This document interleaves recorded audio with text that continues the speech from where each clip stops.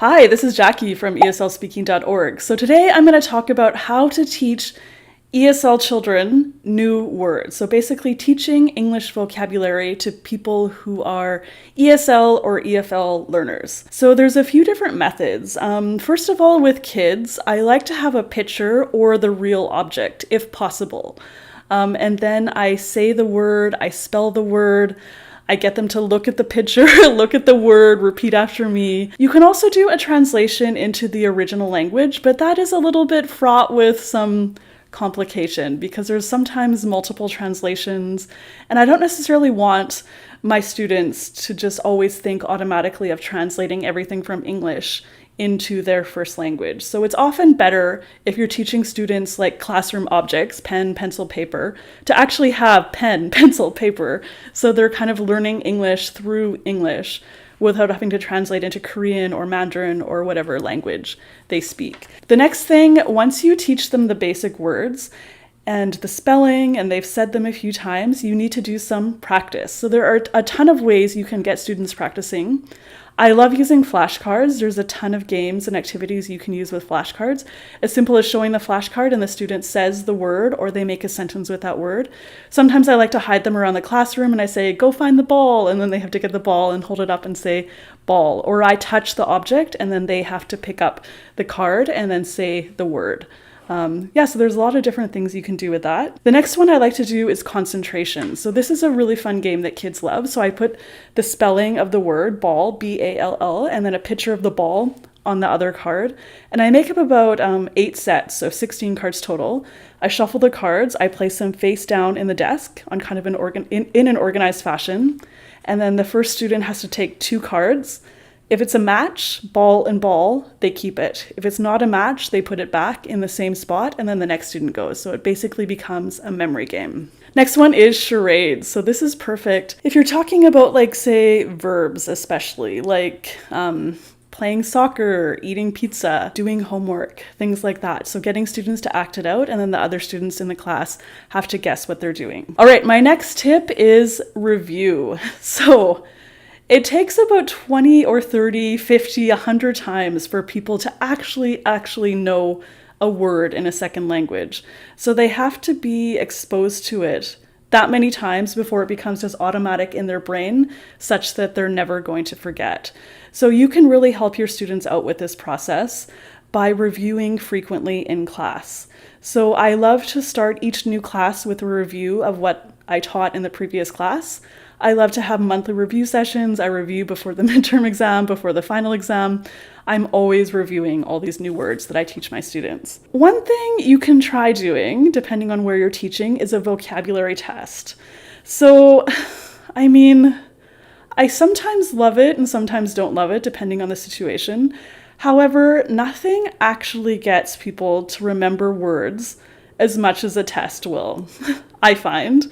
So if you give students a vocabulary list of, say, 20 or 30 words and say there is going to be a test on this next class, you have to memorize these words and how to spell them.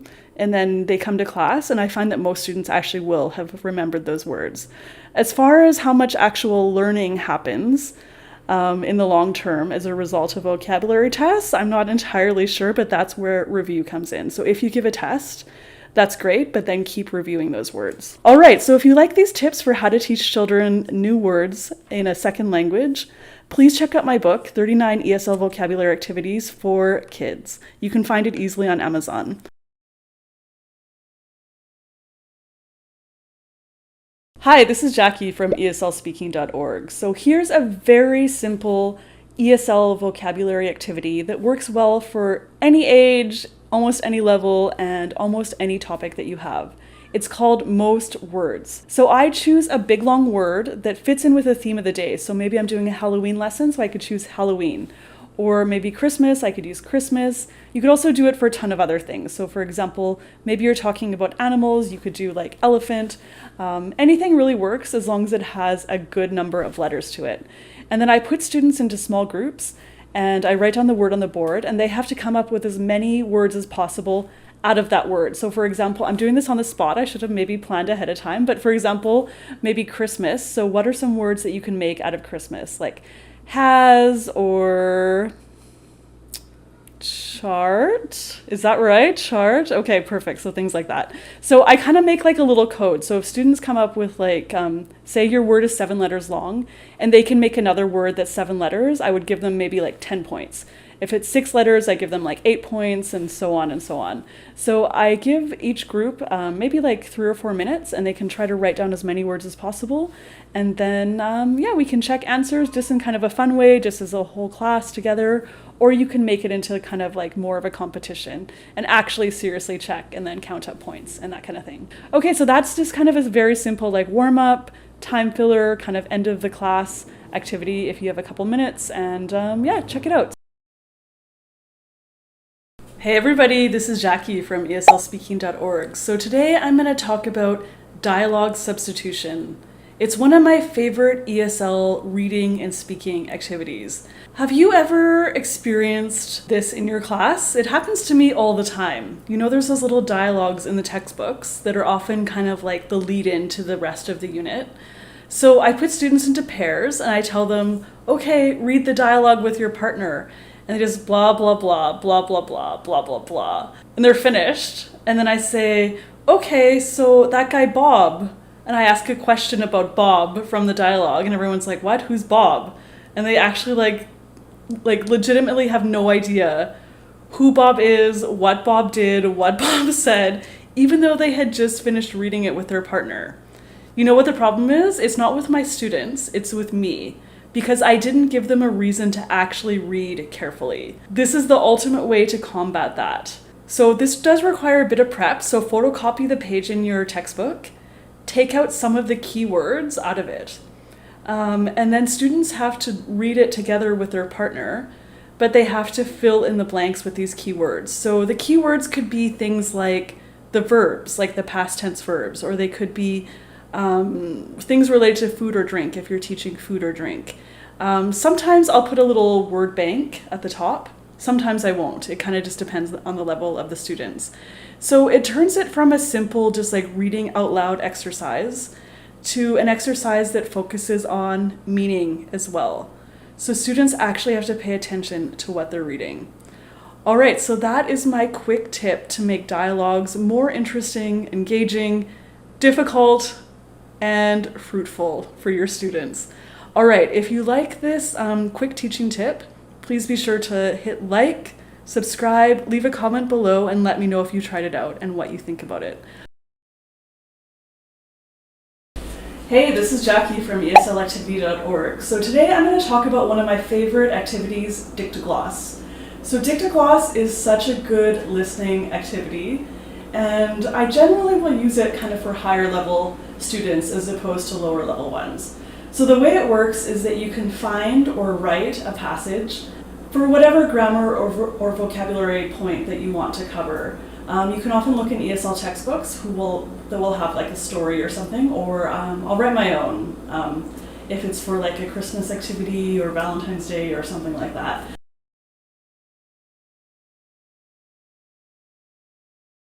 So I put students into pairs and they each need a pen and a piece of paper, and then I read out the story at a faster than normal pace for the level of students.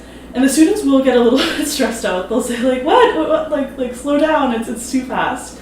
But that's actually the point. So students have to take notes about what they hear and try to get the keywords. And then in pairs, they talk together to attempt to kind of recreate the skeleton of the story that they've heard. And then I'll read out the story one more time, and students go with their partners and do the same thing.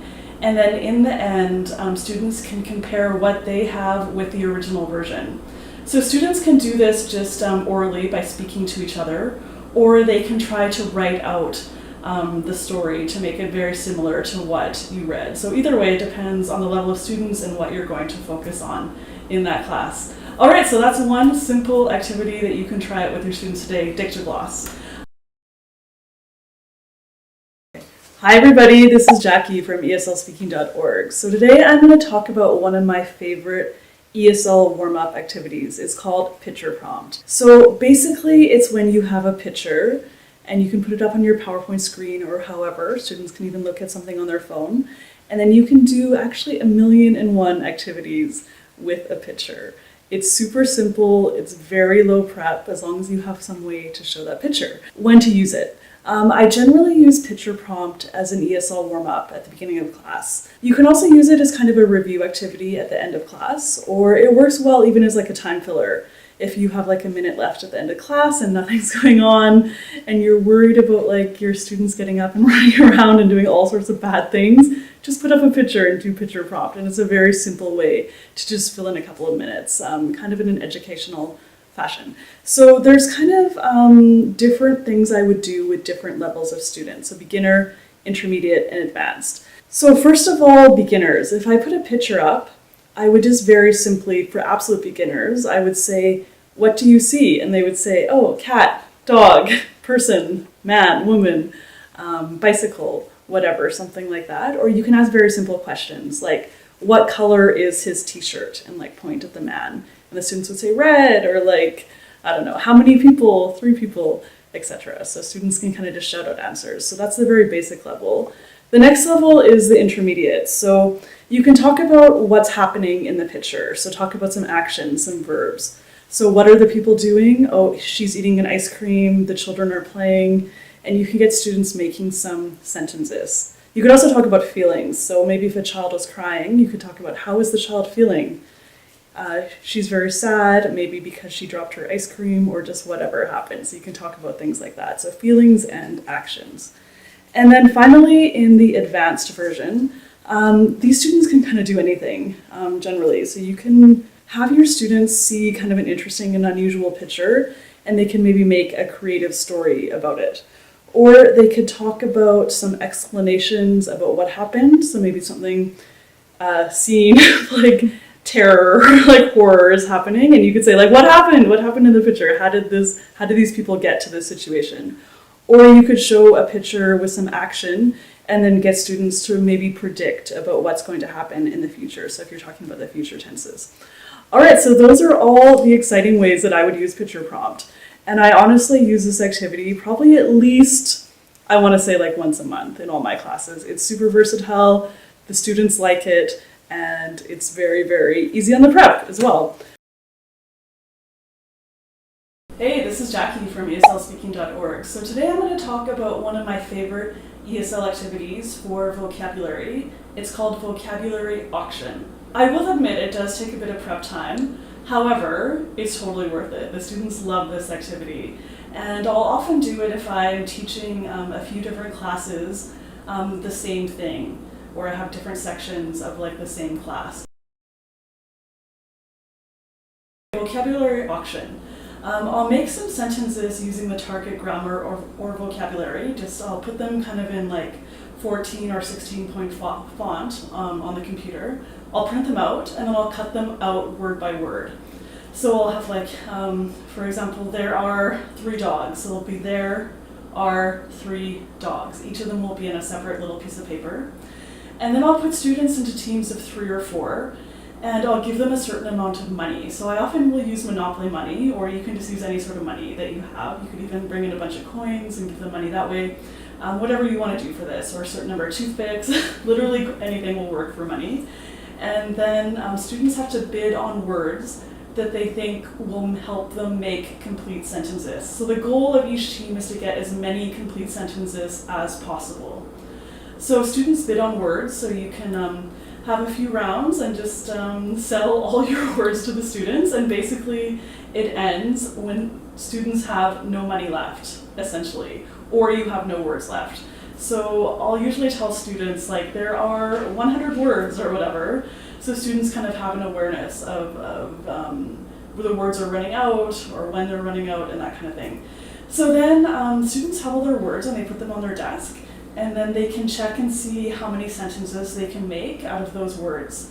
After they're done that, I give students about 5 or 10 minutes and they can do a trading round.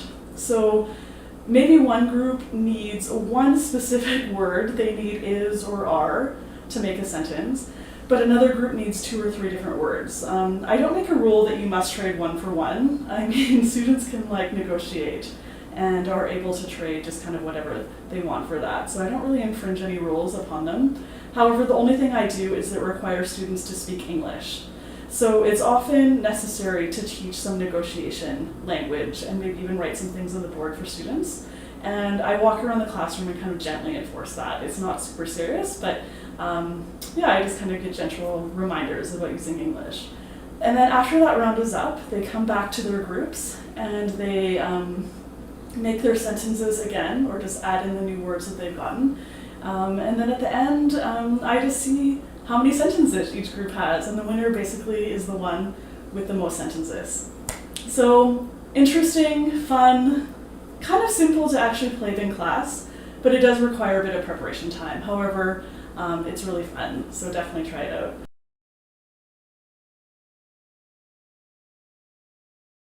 If you're looking for a very simple, very low prep vocabulary review activity, this one might be it.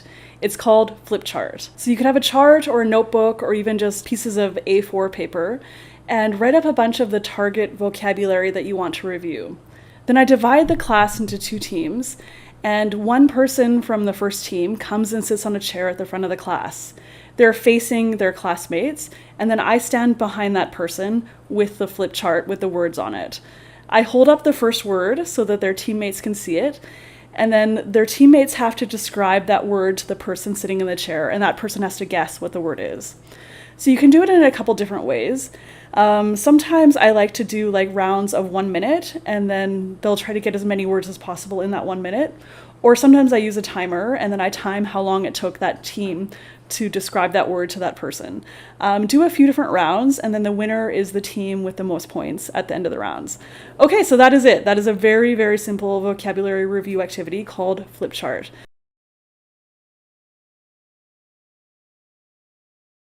I'm going to share with you one of my favorite ESL activities for kids. It's called Mystery Box. In this activity, you can get a box or you can get a bag as well and put a bunch of like little random objects in it.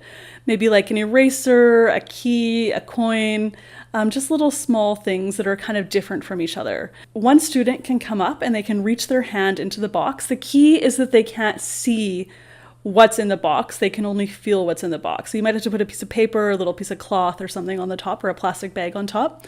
And they can feel something with their fingers, and they can describe the shape, the size, the texture, and they can make a guess about what it is. So you can do this, like everyone can have a chance to put their hand in and touch something or take something out. You can do it all in one class, or you can have maybe like 1 or 2 students at the beginning of a class do it as kind of a nice warm-up activity. All right, so that is it. It is a very simple activity to try out with kids. Hey everybody, this is Jackie from ESLspeaking.org. So today I'm going to talk about one of my favorite ESL activities for kids. It's called Hot Potato. And maybe you've played the game or seen the game before. It's where you pass around this like potato thing. There's a timer that goes off on it.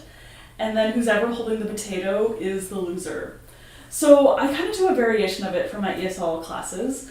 You can use the actual like potato thing that you can find on Amazon.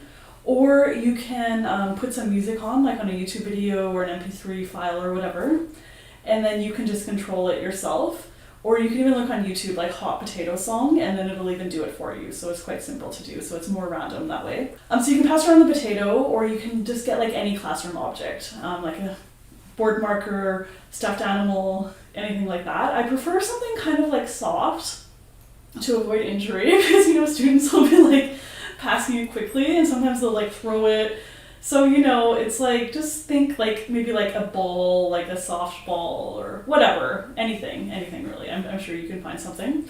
So students pass it around, and then who's ever holding the ball when the music stops, they have to do something. So this really depends on the age and level of students. So if it's total beginners, I would just have a stack of flashcards, and I would just hold up the flashcard to them, who's ever holding it, the potato, and then I'd say, what is it? And then they could say, it's a dog. Or I would ask a simple question. So I'd show them a flashcard, and I'd say, like, what color is the t-shirt? It's green. Something like that. More advanced students, for example, if you're doing like comparatives, you could show them 2 objects, and then they could say, the cat is bigger than the dog. Something like that. Or the boy is shorter than the girl. I don't know. Something, yeah, so it can really be like based on anything you want. Or if you're teaching maybe like about the simple past, you could ask them questions like, what did you do last night? And then students could say like, I watched TV last night. Or what did you do last summer? Oh, last summer I went to English camp, something like that. So get creative. There's a million different things you can do here.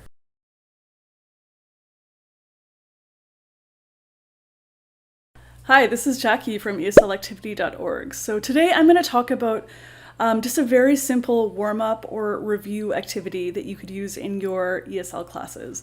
It's called Memory Circle. So if you want to use Memory Circle as kind of a name game, icebreaker, warm-up kind of thing, you could get students to say a true statement about themselves.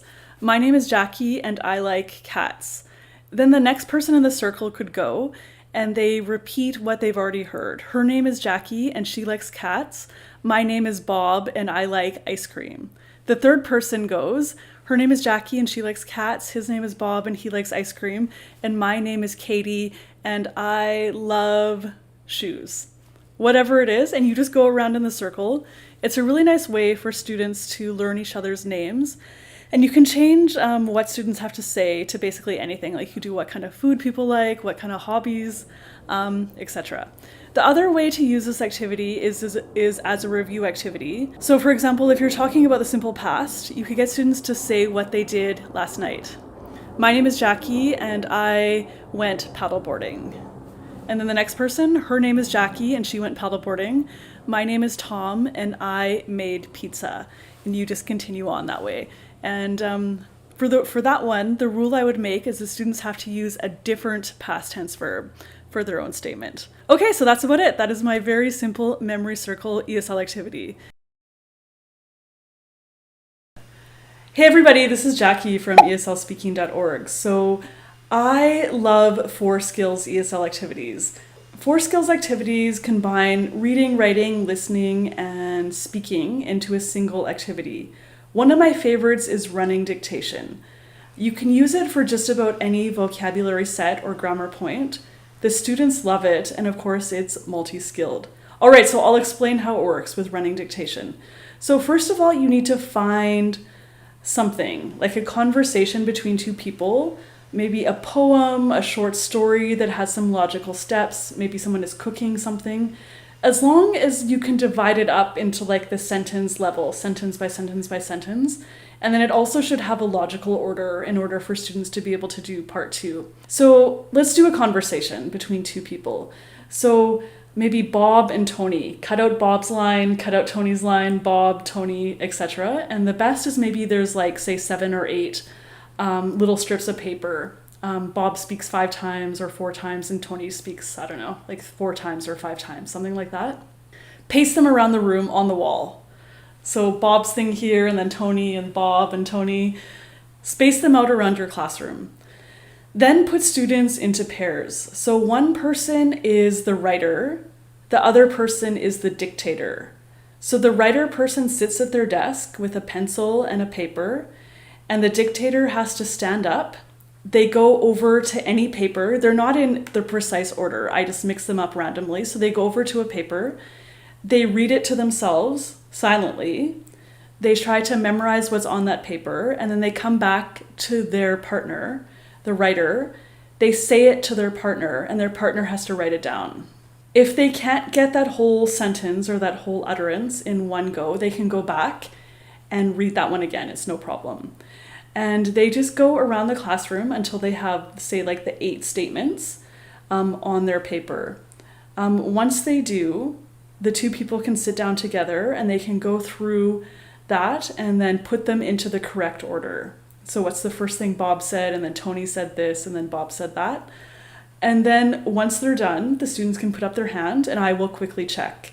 So I usually give a limit of how many errors they can have in their dictation, say like 3 errors or maybe even 1 for like very advanced level students, and then they have to get it into the correct order. If they've met both of those requirements, they're the winner. That's it. And I usually will go until a few more groups finish just to give them a chance to do that. And then in the end, I'll maybe have like the winning team read out their conversation just for people that didn't quite finish it. Yeah, so that's it. So that's one of my favorite 4 Skills ESL activities. Try it out for yourself. And I have a ton of tips. There are some things that can go wrong in this activity. I've seen it happen. It's happened to me. So definitely check out my blog post for details on how to avoid the worst case scenario. All right, so if you like this video, please hit like, subscribe. I have a ton more activities and games coming. And also be sure to check out my book, 101 ESL Activities for Adults, on Amazon. This activity is in there, and you can find 100 more activities for teaching English. All right, until next time, bye everybody.